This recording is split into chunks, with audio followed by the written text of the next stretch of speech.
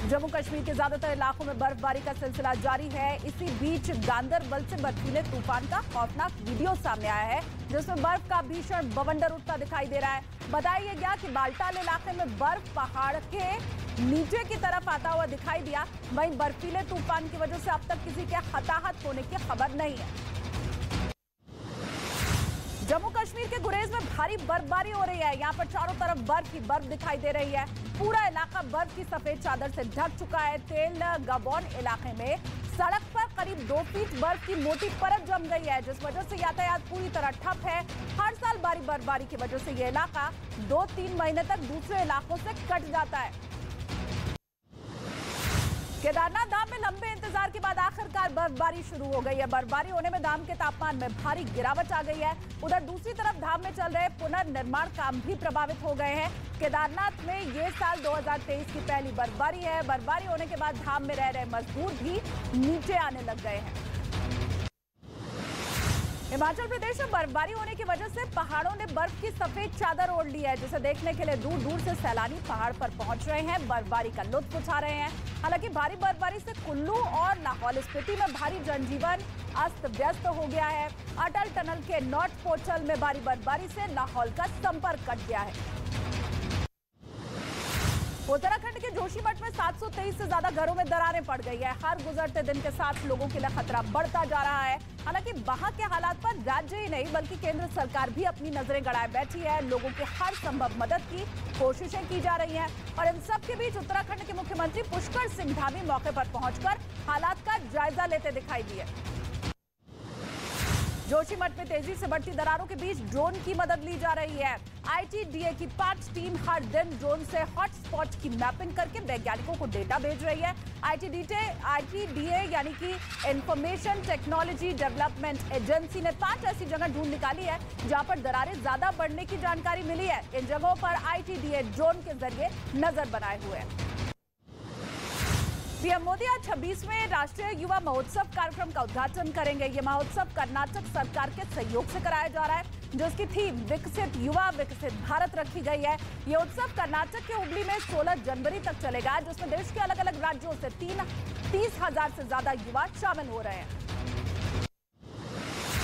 कोलकाता में भीषण आग लगने से अफरा तफरी मच गई। विद्यानगर इलाके में अचानक एक गैस सिलेंडर फटा। तुरंत आसपास आग फैल गई। आग पर काबू पाने के लिए दमकल विभाग को इसकी जानकारी दी गई। इसके बाद दमकल की 12 गाड़ियां मौके पर पहुंची। आग पर काबू पाया गया। गनीमत ये रही कि आग की वजह से किसी को कोई नुकसान नहीं पहुंचा। उधर आग कैसे लगी इसका पता नहीं चल पाया। उत्तर प्रदेश के संत कबीर नगर में एक दफ्तर में अचानक आग लगने से हड़कंप मच गया। बताया गया कि शॉर्ट सर्किट की वजह से दफ्तर में आग लगी। कुछ ही देर में आसपास आग फैल गई, जिसमें लाखों का सामान जलकर खाक हो गया। आग की खबर मिलते ही पुलिस और फायर ब्रिगेड की टीम मौके पर पहुंची। आग को काबू करने की कोशिश में जुट गई। कड़ी मशक्कत के बाद दमकल कर्मी आग पर काबू पा सके। छत्तीसगढ़ के सुकमा और बीजापुर में पामेड़ के जंगलों में सुरक्षा बलों और नक्सलियों के बीच मुठभेड़ हुई। इस हमले में 3 नक्सली के मारे जाने की खबर है। 2 नक्सलियों के घायल होने की खबर मिल रही है। नक्सलियों की ओर से सुरक्षा बलों के ऊपर चौपर पर गोलीबारी की गई, जिसके बाद सीआरपीएफ की जवाबी कार्रवाई के बाद नक्सली भाग गए। उत्तर प्रदेश के बरेली में जमीन विवाद की वजह से 2 पक्षों के बीच खूनी झड़प हो गई। फायरिंग में 3 लोगों की मौके पर ही मौत हो गई। कई लोग घायल हो गए, जिन्हें के इलाज के लिए अस्पताल में भर्ती करा दिया गया। तेहरे हत्याकांड से पूरे इलाके में दहशत मच गई है। हालांकि गोलीबारी की खबर मिलते ही रात में कई थानों की पुलिस और डीआईजी समेत आला अधिकारी भी मौके पर पहुंचे। उत्तर प्रदेश के मथुरा में बदमाशों को पकड़ने गई पुलिस टीम के ऊपर लोगों ने हमला कर दिया। पहले लोगों ने पुलिस के जवानों को घेरा, फिर उन पर पथराव कर दिया। पुलिस ने जैसे ही आरोपी को हिरासत में लिया, घर वालों ने हंगामा शुरू कर दिया। उसे छुड़ाने की कोशिश करने लग गए। काफी मशक्कत के बाद पुलिस आरोपी को गिरफ्तार करके थाने लेकर पहुंची।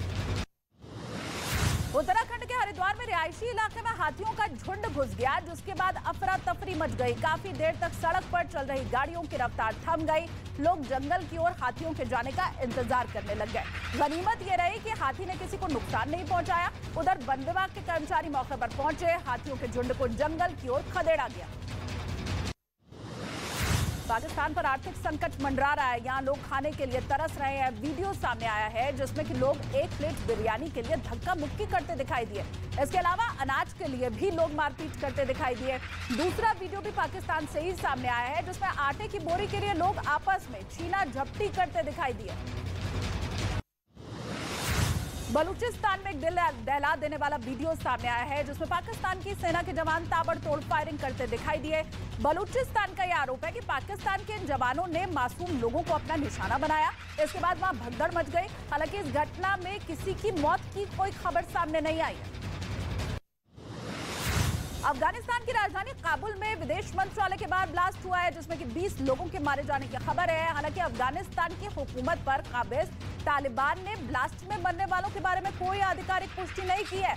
बताया गया कि जिस वक्त ये धमाका हुआ उस वक्त तालिबान और चीनी अधिकारियों के बीच मीटिंग चल रही थी।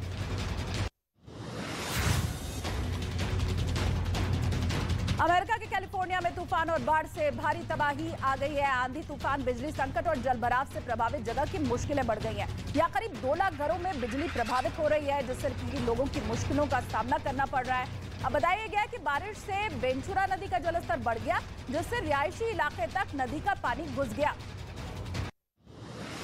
अमेरिका के कैलिफोर्निया में बारिश और तूफान से भारी तबाही की तस्वीरें सामने आई है जहां कई जगहों पर टूटी हुई सड़कें हैं। बीच सड़क में कई फीट गड्ढा भी दिखाई दिया।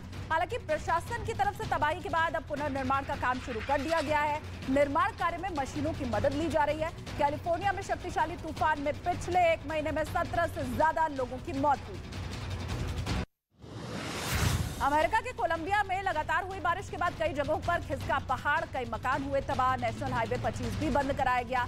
लगातार हुई बारिश के बाद हालात इतने खराब हो गए कि लोगों को कोलंबियन एयरफोर्स की मदद से रेस्क्यू कर सुरक्षित जगह पर पहुंचाया गया। दावा यह है कि बारिश से 64 से ज्यादा घर तबाह हो गए जबकि 700 से ज्यादा लोग प्रभावित हुए। और चीन में कोरोना संक्रमण से हालात और बिगड़ गए हैं। अब शहरों से गांव की तरफ कोरोना संक्रमण तेजी से बढ़ रहा है जिसकी वजह से भारी संख्या में लोगों की मौत हो रही है। शहरों की तरह गांव में भी मृतकों के परिजनों को अंतिम संस्कार के लिए लाइन में लगना पड़ रहा है। शहरों में कारों के लाइन लगाने वाले लोगों की तरह गांव में लोग ताबूतों के साथ लाइन में खड़े दिखाई दिए।